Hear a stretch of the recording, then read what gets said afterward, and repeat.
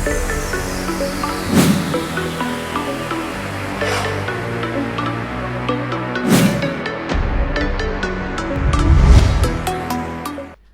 Hello welcome to best of the day. మరి ఈ రోజు బెస్ట్ ఆఫ్ ది డేలో కొత్త విశేషాలతో పాటు కొన్ని ఆసక్తికరమైన నిజాలు మరియు చరిత్రలో ఈ రోజు జరిగిన ముఖ్య సంఘటనల గురించి తెలుసుకుందాం. Let's start the programme.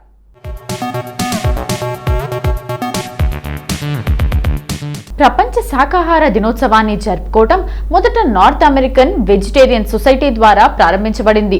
ప్రపంచవ్యాప్తంగా ఈ దినోత్సవాన్ని జరుపుకోవడానికి 1978లో పుష్ వచ్చింది. మత గ్రంథాల గురించి మాట్లాడుతూ మాంసాహారం తినడం హిందూ మతంలో నిషేధించబడింది. జంతువులను చంపటం పాపం, అందుకే మాంసాహారం తినకూడదు.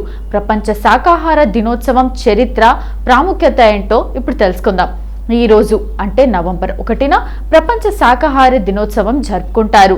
జంతు ఉత్పత్తులను వదులుకునేలా ప్రజలను ప్రేరేపించడం ఈ దినోత్సవాన్ని జరుపుకోవడం ముఖ్య ఉద్దేశం. ఈ రోజును జరుపుకోవడం ద్వారా పర్యావరణ పరిగణనలు, జంతు సంక్షేమం, వ్యక్తిగత ఆరోగ్యంపై నొక్కి చెప్తాం.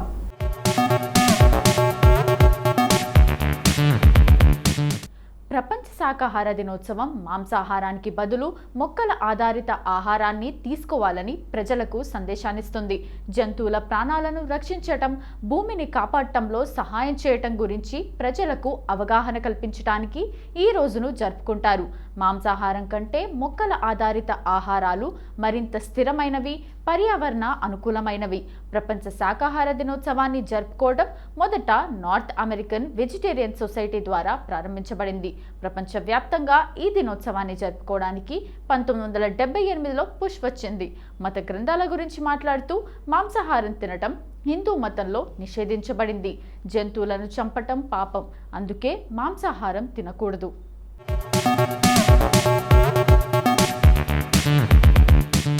ప్రపంచ శాకాహార దినోత్సవం చరిత్ర, ప్రాముఖ్యత ఏంటో తెలుసుకుందాం.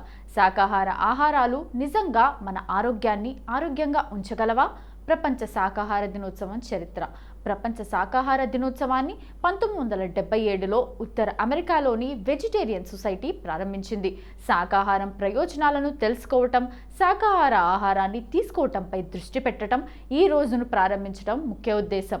జంతువుల ప్రాణాలను రక్షించడానికి ఈ రోజు ప్రత్యేక ప్రాముఖ్యతను కలిగి ఉంది.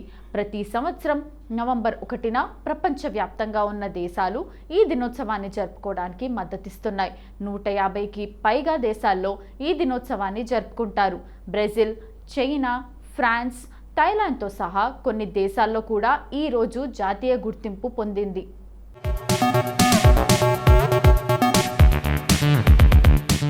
ప్రపంచ శాకాహార దినోత్సవం ప్రాముఖ్యత. ప్రపంచ శాకాహార దినోత్సవం ప్రాముఖ్యత శాకాహార ఆహారాన్ని ప్రోత్సహించటం. ఈ ప్రత్యేకమైన రోజును జరుపుకోవడం ద్వారా ప్రజలు శాకాహార ఆహారాల ప్రాముఖ్యతను అర్థం చేసుకొని వాటిని తినాలనే సందేశాన్ని అందించారు. మొక్కల ఆధారిత ఆహారాల వల్ల కలిగే ఆరోగ్య ప్రయోజనాలను ప్రోత్సహించడానికి ప్రపంచ శాకాహార దినోత్సవాన్ని జరుపుకుంటారు. పర్యావరణాన్ని పరిరక్షించటం, జంతువుల సంక్షేమానికి, ఆరోగ్య సంబంధిత సమస్యలపై అవగాహన కల్పించడానికి, ప్రజలను ప్రోత్సహించడానికి ఈ దినోత్సవాన్ని జరుపుకుంటారు. ఆరోగ్యానికి సంబంధించిన సానుకూల ప్రభావాలను పెంచటం ఈ రోజు ఉద్దేశం. మొక్కల ఆధారిత ఆహారాలు సాధారణంగా మరింత స్థిరమైనవి, పర్యావరణ అనుకూలమైనవి.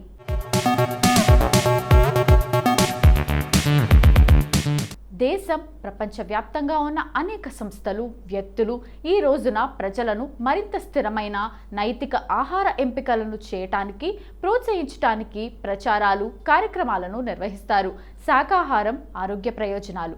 శాకాహారం తీసుకోవడం వల్ల మీ శరీరం మొత్తం ఆరోగ్యంగా ఉంటుంది. మొక్కల ఆధారిత ఆహారాన్ని తీసుకోవడం వల్ల మీ గుండె, మెదడు, చర్మం ఆరోగ్యంగా ఉంటాయి. శాకాహారం తీసుకోవడం వల్ల రోగాలు దూరమై ఆరోగ్యం మెరుగవుతుందని అనేక పరిశోధనల్లో రుజువైంది. శాకాహారం తీసుకోవడం వల్ల స్థూలకాయం అదుపులో ఉంటుంది, గుండె ఆరోగ్యం మెరుగుపడుతుంది. దీన్ని తీసుకోవడం వల్ల బీపీ అదుపులో ఉంటుంది, మానసిక ఆరోగ్యం ఆరోగ్యంగా ఉంటుంది. శాకాహారం తీసుకోవడం వల్ల ఎముకలు బలపడతాయి. తగినంత ప్రోటీన్ పొందడానికి మాంసం, జున్ను తినవలసిన అవసరం లేదు. ఇప్పటిదాకా ప్రపంచ శాకాహార దినోత్సవం గురించి తెలుసుకున్నాం కదా. ఇక ఇదే రోజు ఆంధ్రప్రదేశ్ రాష్ట్ర అవతరణ దినోత్సవం కూడా. మరి దీని గురించి కూడా తెలుసుకుందాం.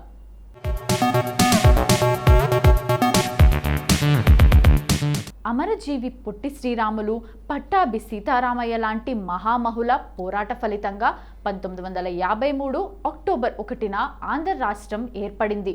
ఆ తర్వాత 1956 నవంబర్ 1న తెలంగాణ ప్రాంతాన్ని కూడా కలిపి హైదరాబాద్ రాజధానిగా ఉమ్మడి ఆంధ్రప్రదేశ్ రాష్ట్రాన్ని ఏర్పాటు చేశారు.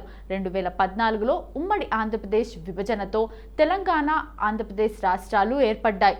ఈ నేపథ్యంలో ఆంధ్రప్రదేశ్ అవతరణ దినోత్సవం ఎప్పుడు తెలుగు భాష మాట్లాడే వారందరూ ఒకే రాష్ట్రంగా ఉండాలనే ప్రధానమైన డిమాండ్తో 1953 అక్టోబర్ 1న ఆంధ్రప్రదేశ్ ప్రత్యేక రాష్ట్రంగా ఏర్పడింది.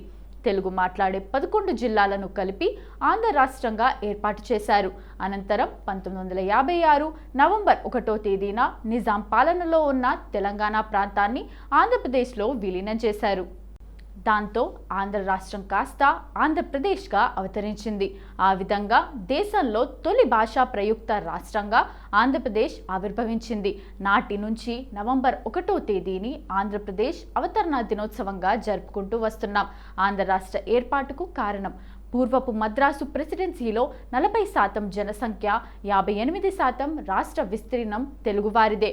అయినా కూడా రాష్ట్ర రాజకీయాల్లో తమకు పలుకుబడి లేదని, తమిళుల చేత అవహేళనకు గురవుతున్నామన్న భావన తెలుగువారిలో ఉండేది. 1911 ఏప్రిల్ నెలలో హిందూ పత్రికలో తెలుగు ప్రజల ప్రస్తుత పరిస్థితి అనే అంశంపై వ్యాసాలు వెలువడ్డాయి. ఆ వ్యాసాల్లో ఉద్యోగాల్లో మద్రాసు రాష్ట్రంలో తెలుగువారికి జరుగుతున్న అన్యాయాన్ని లెక్కలతో సహా వివరించారు. తెలుగువారి వెనుకబాటుతనాన్ని చర్చించారు.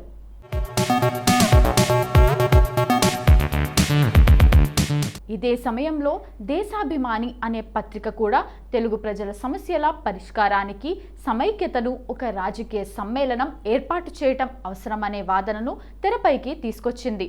ఆ రకంగా పత్రికల్లో వచ్చే సంపాదకీయాలు, వ్యాసాల ద్వారా తెలుగు ప్రజల్లో ప్రత్యేక రాష్ట్ర వాంఛ, కోరిక మొదలైంది. అలా మొదలైన ఈ చర్చ 1911 నాటికి ఊపందుకుంది. ఆంధ్ర పత్రిక, కృష్ణా పత్రిక ప్రత్యేక ఆంధ్రవాదనను మరింత బలపరిచాయి. ఇదే సమయంలో పట్టాభి సీతారామయ్య లాంటి నేతలు ఆంధ్ర ప్రాంతాన్ని ప్రత్యేక రాష్ట్రంగా ఏర్పాటు చేయాలని డిమాండ్ చేయడం మొదలుపెట్టారు. దేశంలో భాషా ప్రయుక్త రాష్ట్రాలు కావాలని సూచించారు. ఆ రకంగా మొదలైన ప్రత్యేక రాష్ట్ర ఉద్యమం 1911 చివరి నాటి నుంచి ఊపందుకుంది.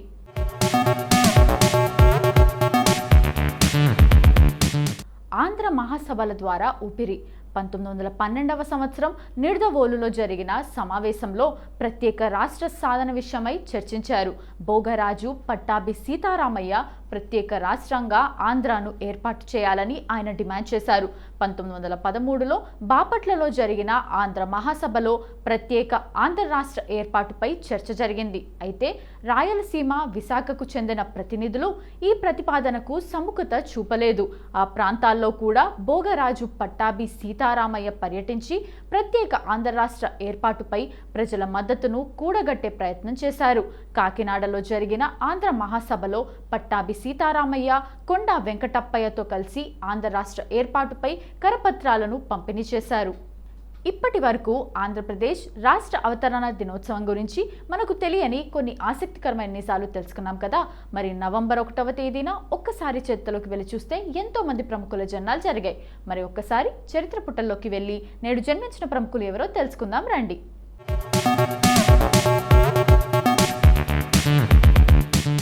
ఐశ్వర్య రాయ్ ప్రముఖ భారతీయ నటి, మాజీ ప్రపంచ సుందరి.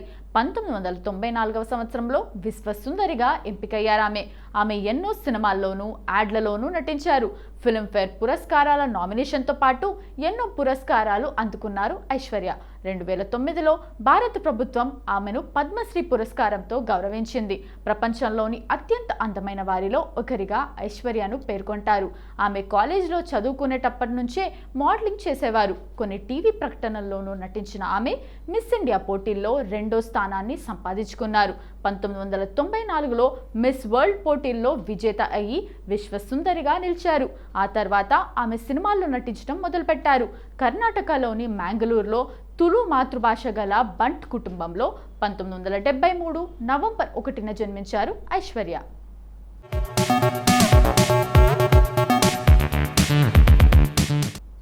ఇలియానా డి క్రూజ్ తెలుగు సినిమా నటీమణి. ఇలియానా డిక్రూజ్ 1986 నవంబర్ 1న ముంబైలో జన్మించారు. నట శిక్షకులు ఎన్జే భిక్షు, అరుణ భిక్షు దగ్గర నటనలో శిక్షణ తీసుకుంది.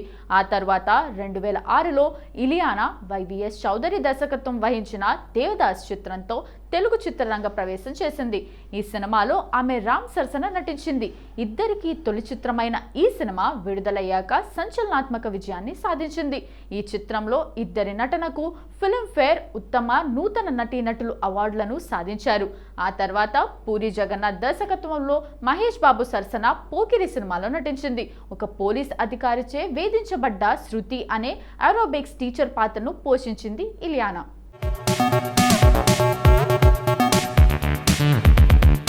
సో ఇదండి ఇవాల్టి బెస్ట్ ఆఫ్ ది ఎపిసోడ్. ఈ ఎపిసోడ్ అనేది ఈ రోజుకు సంబంధించిన కొన్ని ఆసక్తికరమైన విశేషాలు తెలుసుకోవడానికి ఉపయోగపడిందని అనుకుంటూ మళ్ళీ రేపటి ఎపిసోడ్లో కలుద్దాం. Bye bye.